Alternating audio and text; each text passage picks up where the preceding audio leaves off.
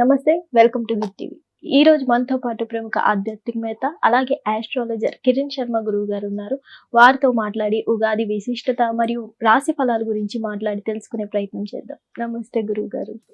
గురుగారు, ఉగాది పంచాంగం ప్రకారం మకర రాశి వారికి ఎలా ఉండబోతుంది అంటారు? ముందుగా వీరికి ఆదాయ వ్యయాలు చూసుకునే ప్రయత్నం చేద్దాం. ఈ రాశి వారికి 2 ఆదాయం 8 ఖర్చుగా చెప్పబడుతోంది. అలాగే రాజపూజ్యం అవమానం వచ్చేసి 1 గౌరవం 6 అవమానం. అంటే అవమానాలు చుట్టుముట్టుగా 6 మంది అవమానం చేసే అవకాశం ఉంటుంది కనుక మకర రాశి వారు ఎంత జాగ్రత్త మంచిది. ఇక్కడ ఇందాక నేను చెప్పినటువంటి కోడ్ 6 అవమానం చేసిన పనికిరాని వ్యక్తులే మన ఇంట్లో చెత్త ఊడ్చేవాడు, మన ఇంట్లో చెత్త బండి తీసుకెళ్లేవాడు, లేదా పక్క ఉన్నటువంటి ఇంటివాడు, పక్క ఉన్న వాచ్మెన్ వాడు, వాళ్ళంటి వాళ్ళు 6 మంది అవమానం చేస్తారు తప్ప ఒక్కడు అనేవాడు ఇప్పుడు ఒక సీఎం ఒక పిఎం మిమ్మల్ని అప్రిషియేట్ చేస్తే ఎలా ఉంటుంది? అలా ఉంటుంది.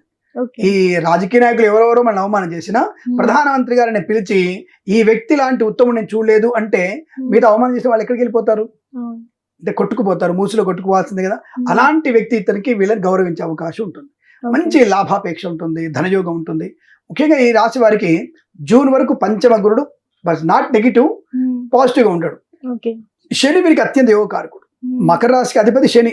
ఈ శని 3వ స్థానంలో శుభకారకుడు, స్వర్ణమూర్తిగా అదృష్టాన్ని ధనయోగాన్ని ఇస్తున్నాడు.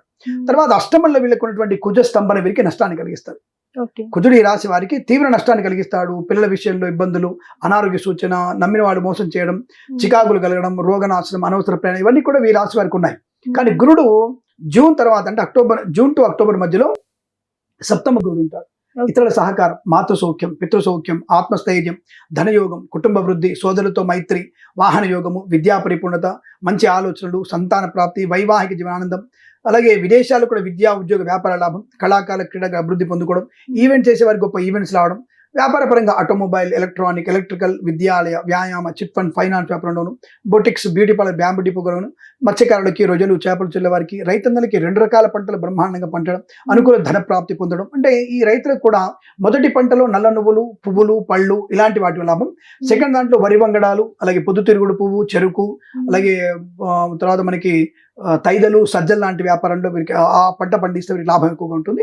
బట్ రైతులకి 2 పంటలు కూడా అనుకూలంగానే ఉంటున్నాయి. పూలు పళ్ళు పండించే వారికి కానీ, అలాగే మనకి వ్యాపార పరంగా కానీ, కుటుంబ పరంగా అభివృద్ధి, సంతాన యోగం, ఆస్తి పంపకాలు పొందుకోవడం, కోర్టు వద్ద తగ్గిపోవడం, share market, speculation, communities, cryptocurrency, bitcoins లాంటిల వల్ల మంచి ధన ప్రాప్తి పొందుకోవడం, ఇచ్చిన రుణాలు తిరిగి అంటే మనం తీసుకున్న రుణాన్ని తిరిగి ఇచ్చిన అవకాశం, 10 మందిలో గౌరవాన్ని పొందుకోవడం, ఆనందకరమైన సుఖజీవనం, రోగనాశనం ఉంటుంది. బట్ వీరికి ఉన్నటువంటిది ఏంటంటే ప్రమాదం. కుజుడు యొక్క ప్రభావం చేత వీరికి కొన్ని ముఖ్యమైనటువంటి పనులన్నీ కూడా వాయిదా పడే అవకాశం. ఈ వాయిదా పడడం వల్ల ఏంటంటే ఆర్థిక నష్టాన్ని తొందరగా పొందుకుంటారు. పనికి మాలిన వ్యక్తులతో చూసేటువంటి కొన్ని పనులు వీరికి నష్టాన్ని కలిగిస్తాయి. జుగుప్సాకరణ కొన్ని పనులు వీరికి నష్టాన్ని కలిగిస్తాయి. ఇతరుల మీద ఎక్కువగా ఆధారపడకూడదు. విద్యార్థులు సమయపాలన వల్లనే బెటర్ ర్యాంక్ పొందుకునే అవకాశం ఉంటుంది కనుక ఆ విషయంలో జాగ్రత్తగా ఉండాలి. గురుడు యొక్క ప్రభావం సప్తమ స్థానంలో వరకు 5 నెలలు మాత్రమే అత్యంత శుభకారకుడు. మిగతా సమయాల్లో కొద్ది నష్టాన్ని, అతిచారం వల్ల అష్టమ స్థానంలోకి కుజుల కలయిక వల్ల వీరికి నవంబర్, డిసెంబర్, జనవరి కూడా తీవ్ర అనారోగ్యాన్ని, ఆర్థిక నష్టాన్ని, వాహన ప్రమాదాన్ని కలిగిస్తుంది. కొత్త వాహనాలు కొనుగోలు చేయకూడదు. అనవసరమైన వివాదాల్లోకి వెళ్లకుండా ఉండే ప్రయత్నం చేస్తే వీరికి శుభకరంగా ఉందని చెప్పవచ్చును. ఏదేమైనా తప్పకుండా వీరు ఆంజనేయ స్వామి ఆరాధన, అలాగే సుబ్రహ్మణ్య స్వామి ఆరాధన, మరియు మనకి అమ్మవారి ఆరాధన చేసుకోవడం, దత్తాత్రేయ చరిత్ర పాలన చేసుకుంటే వీరికి అనుకూలంగా కలిసి వచ్చే అవకాశాలు బలంగా ఉంటాయని చెప్పవచ్చు. ధన్యవాదాలు. స్వస్తి ప్రజాభ్య పరిపాలయంతాం న్యాయేన మార్గేణ మహిం మహేషాః.